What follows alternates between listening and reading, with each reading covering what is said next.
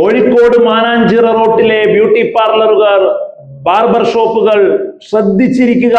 ഏത് നിമിഷവും ഒരാൾ ഓടിക്കേറി വരാം. മെയ് 4 പകലിൽ PV അൻവർ എന്ന കേരള രാഷ്ട്രീയത്തിൽ ഒരു വാക്കിന് വ്യവസ്ഥയില്ലാതെ വായി തോന്നിയത് കോതയ്ക്ക് പാട്ടെന്ന് പറഞ്ഞു നടക്കുന്ന, അക്ഷരാർത്ഥത്തിൽ വെറും ഒരു വിലയുമില്ലാതെ രാഷ്ട്രീയ കേരളത്തിൽ പോയ PV അൻവർ എന്ന നിലമ്പൂരുകാരൻ, മലപ്പുറംകാരൻ ഏത് നിമിഷവും കയറി വരാം. എന്നിട്ട് മൊട്ടയടിക്കാൻ പറയാം. തൊട്ടടുത്തുള്ള കാതുകുത്തുന്ന ഷോപ്പിലേക്ക് പോകാം. ആ കടയിൽ പോയി കാതുകുത്താൻ പറയാം. നിങ്ങൾ കോഴിക്കോട് ടൗണിലുള്ള ഇതുമായി ബന്ധപ്പെട്ട വ്യാപാര സ്ഥാപനങ്ങൾ ശ്രദ്ധയോടെ ഇരിക്കുക. ഒരുപക്ഷെ കുറെ മാധ്യമങ്ങൾ കൂടി ഇതിനൊപ്പം ഉണ്ടാവുമല്ലോ. ബേപ്പൂര് റിയാസ് എന്ന അതികായനായ നേതാവിന് ഒരു നിമിഷം പോലും താഴേക്ക് പോകേണ്ടവരില്ല. കരുതിയിരുന്നോ നിങ്ങൾ? PV അൻവർ മുന്നിലെന്ന് ബേപ്പൂർ നിയോജക മണ്ഡലത്തിൽ പറയുന്ന ഒരു മിനിറ്റ് പോലും ടെലിവിഷൻ സ്ക്രീനിൽ കാണാൻ കഴിയില്ല എന്നുള്ളതാണ്. രാഷ്ട്രീയം പറയേണ്ടടുത്ത് രാഷ്ട്രീയം പറയണം. വെള്ളയും ഇട്ട് വന്ന് ചാനലുകൾക്ക് മുമ്പിൽ ഇരുന്ന് എന്ത് വിടുവായിത്തോം പറഞ്ഞ് സ്റ്റാർ ആവാൻ ശ്രമിക്കുന്ന അൻവറിനെ കാണാൻ തുടങ്ങിയിട്ട് എത്ര നാളായി? മരുമോനിസം എന്ന് പറയുന്ന, പിണറായിസം എന്ന് പറയുന്ന ഒരു നിലപാടില്ലാത്ത, ഒരു തെളിവുകളില്ലാത്ത, ഒരു തരത്തിലും ഒരിടത്തും ഉറച്ചു നിൽക്കാൻ പറ്റാത്ത, എന്തുകൊണ്ടാ തൃണമൂൽ അൻവറിനെ പുറത്താക്കിയത്? അൻവർ പാർട്ടി വിടുന്നതിന് ഒരു മിനിറ്റ് എങ്കിലും മുമ്പ് തൃണമൂൽ അൻവറിനെ പുറത്താക്കിയിട്ടുണ്ടാവും. എന്തായിരുന്നു അവരുടെ സ്റ്റേറ്റ്മെന്റ്?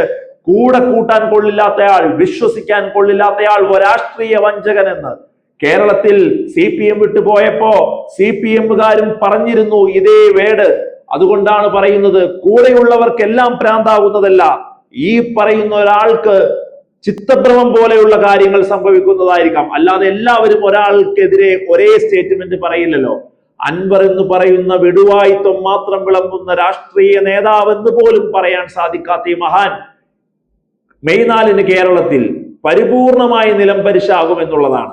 അവിടെ ചെന്ന് നമ്മൾ ചോദിക്കുമ്പോൾ അൻവർ എവിടെ എന്ന് ചോദിക്കുമ്പോൾ അൻവർ എവിടെ എന്ന് പോലും ഒരാൾക്ക് കാണിച്ചു തരാൻ പറ്റാത്ത രീതിയിൽ നിശബ്ദമായി പോയ രാഷ്ട്രീയ പ്രവർത്തനം, പര്യടനം, പ്രകടനം ഇതായിരുന്നു ഏപ്രിൽ 9 വരെ അവിടെ നടന്നിട്ടുണ്ടായിരുന്നത്. മാത്രവുമല്ല, ആളുകളെ കൊണ്ടുവന്ന് 1000-ഉം 2000-ഉം കൊടുത്ത് പ്രവർത്തകരായി ഇറക്കി വിടേണ്ട അവസ്ഥയിലേക്ക് പോലും അവസാന ലാപ്പിലേക്ക് എത്തിയപ്പോ അൻവർ മാറിപ്പോയി എന്ന് റിപ്പോർട്ട് ചെയ്ത മാധ്യമങ്ങൾ എത്രയാ? കൃത്യമായ നിലപാടുറപ്പിച്ച് വികസനം പറഞ്ഞ് കഴിഞ്ഞ 5 വർഷത്തെ മന്ത്രിയായിരുന്നതിന്റെ കണക്കുകൾ കൂടി പറഞ്ഞ് രാഷ്ട്രീയ വികസനത്തിലൂന്നിയ പര്യടനം നടത്തിയ ആളാണ് മുഹമ്മദ് റിയാസ്. അതുകൊണ്ട് തന്നെ 80,000-ന് പുറത്തുണ്ടായിരുന്ന വോട്ട് അതിലും കൂടും.